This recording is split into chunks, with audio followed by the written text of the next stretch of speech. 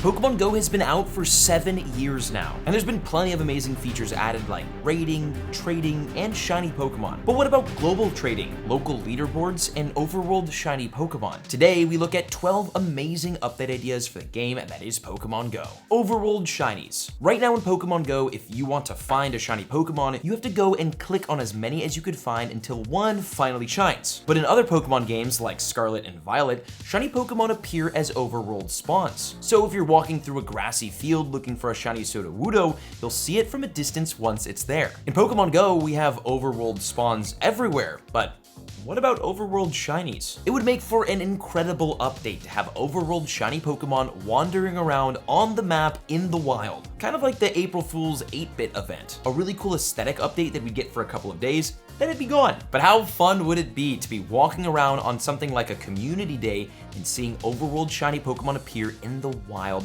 at super high rates? Daily free remote raid pass. Remote raiding has become one of Pokemon Go's most popular features.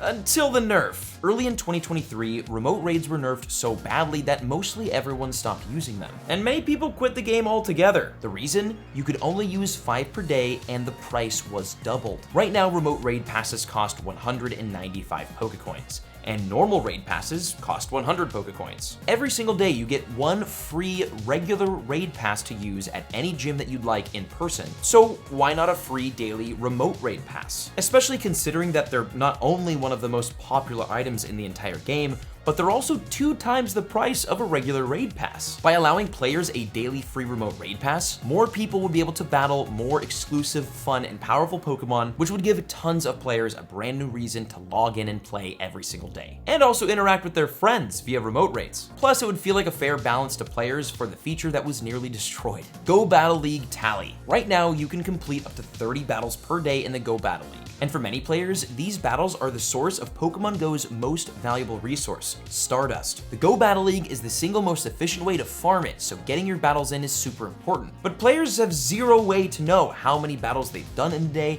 and how many battles they have left to complete, which makes allocating time to do your Go Battle League battles kind of really difficult, especially when people have busy lives. Will your battles take you 5 more minutes or 30 more minutes? Who knows? Adding some sort of system that tracks how many Go Battle League battles you've done in a day would make the game so much better, and would basically work similarly to how the in-game research events work that track your in-game progress and statistics and Pokemon caught. Also, the Go Battle League has been plagued with non-stop glitches and poor updates and improvements and slow improvements to the system over time, so adding small, consistent quality of life updates and features like this would work wonders, and also let the Go Battle League community know that they're valued, thought about, and being worked on. Global Lucky Trades. This might be the single most requested new update feature of all time for Pokemon Go. And it's pretty obvious why. Getting best friends is not that easy to do. You have to interact with a person for 90 days, which means sending gifts, battling, raiding, and although that doesn't seem too hard to do, not everybody plays with other people every day. As a matter of fact, most players play for only a small amount of time per day and usually always by themselves. So getting besties ain't easy, and getting lucky friends is even harder. In order to get lucky friends with someone, you have to be best friends with that person. And even when that happens, there's still around only a 2% chance of getting lucky friends, or 1 in 50 interactions, which basically means if you sent and opened gifts every single day with someone, it would take an average of 50 days to get lucky friends. That's nearly 2 months. And that is so much more difficult than it sounds, especially when most people don't really play every day or open or send gifts.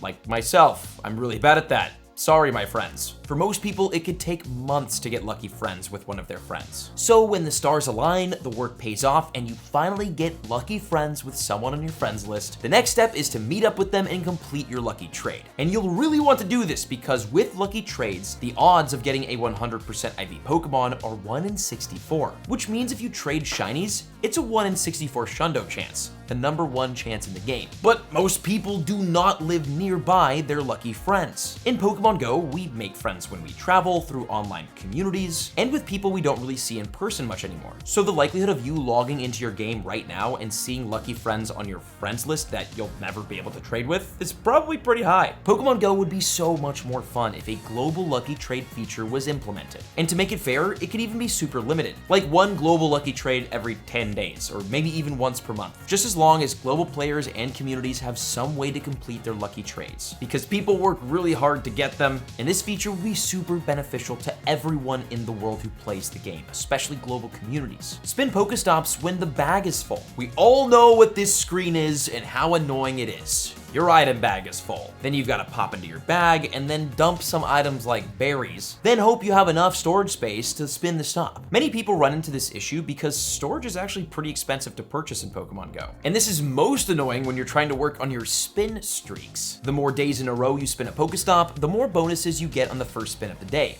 all the way up to the 7-day streak, which gives huge bonuses. But that's hard to do when your bag is completely filled up all of the time and it prevents you from spinning stops. Also very annoying when you're trying to complete certain field research encounters and tasks, but your bag's full. Every time you go to spin a Pokestop to get a new field research, you've got to go into your bag and dump items. It's really annoying and really disincentivizes grinding the game. Well, an amazing update would be the ability to spin Pokestops even when your bag is full and get research quests and work on your spin streaks. And actually, there's already a feature that allows you to open gifts without receiving items in order to level up your friendship with players. So why not implement the same exact feature with Pokestops? It's literally the same thing. It definitely would make grinding the game much less annoying. Gifting items. This is another hugely requested feature that would make the game way better, but also worse. I'm sure you've got that friend who's got 10,000 Pokeballs, Great Balls, and Ultra Balls. Like, you can't even have that many items in the game at a time, but somehow they've got it. My editor, Reese, is that guy in my life. He's got tons of balls, but many times I've nearly been out,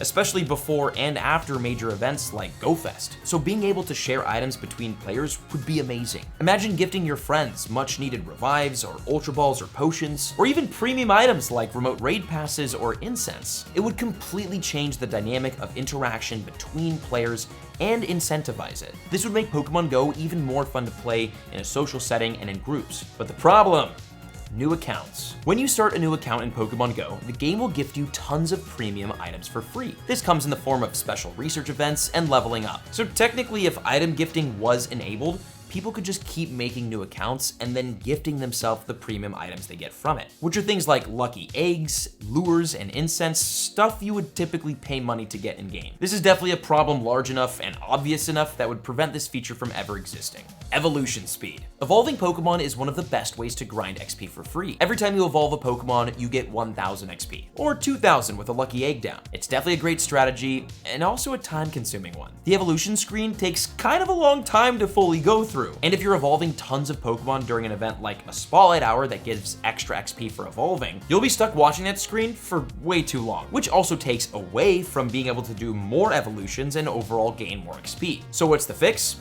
Speed up the mechanic. Speeding up mechanics is a fundamental part of Pokemon Go. At the end of a raid, you can quickly tap past all the rewards. A recent new update sped up the trade mechanic for the first time ever, and it's super efficient now. You can skip the rewards that you get from gifts, quick catch Pokemon to skip the animations. Everyone does it. It's a core aspect of the game. Imagine evolving a Pokemon and just by tapping on the screen, the animation would happen way faster. This would allow players to gain a ton more XP and do way many more evolutions. And again, the trade animation was just recently sped up, so why not the evolution one? Local PvP leaderboards. There are no real leaderboards in Pokemon Go, except for one. If you go to Pokemon Go's website, you can actually find a top 500 PvP leaderboard, which shows the top 500 players globally based on their rating. But this is the only leaderboard available, and it's not even displayed inside the app. Most people don't even know this exists, and even if they did, they wouldn't go to a completely different app, a completely different website to look at it, which is a stark difference from other games like Clash of Clans and Clash Royale, which feature in-game leaderboards, showing both the top players in the world and also in local regions, which is something Pokemon Go desperately needs.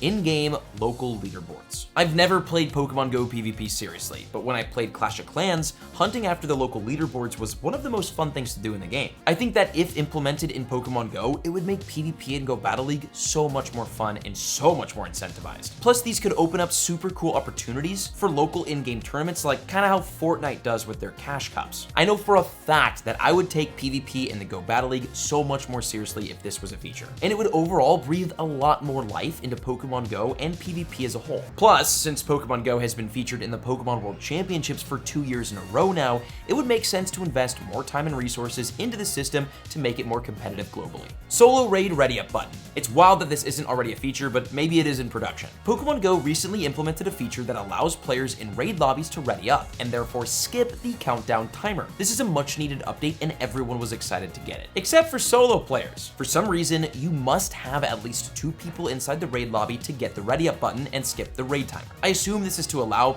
players to get their friends into the raid without starting it too quickly, but like, what about raids that only take 1 player to complete? If I'm playing by myself in a rural area and I'm doing a 1-star raid, there's no one around me, and none of my friends are gonna burn a expensive raid pass to remote raid the raid, I'm just gonna do it myself, and I can take it down just fine. It only makes sense to allow the ready up button for everyone, including solo players. Gym system rework. Right now, the gym system is extremely stale and there's no reason to grind it. Sure, you can get 50 free Pokecoins per day, but the system kinda sucks and is really not player friendly. It's also not fun at all. Like, there's nothing fun about gyms. But there's so much potential for an amazing rework that would bring a lot of enjoyment, activity, and really a whole revival to the gym system in Pokemon Go. Imagine having some kind of localized gym leaderboard that would give weekly in-game rewards based on performance at the gym. Maybe for people who spent the most time defending the gym, or for people who won the most battles at the gym. Or a Pokecoin rework where the system would be a lot more fun and rewarding to do. Literally anything other than what it is now, which is just like a placeholder for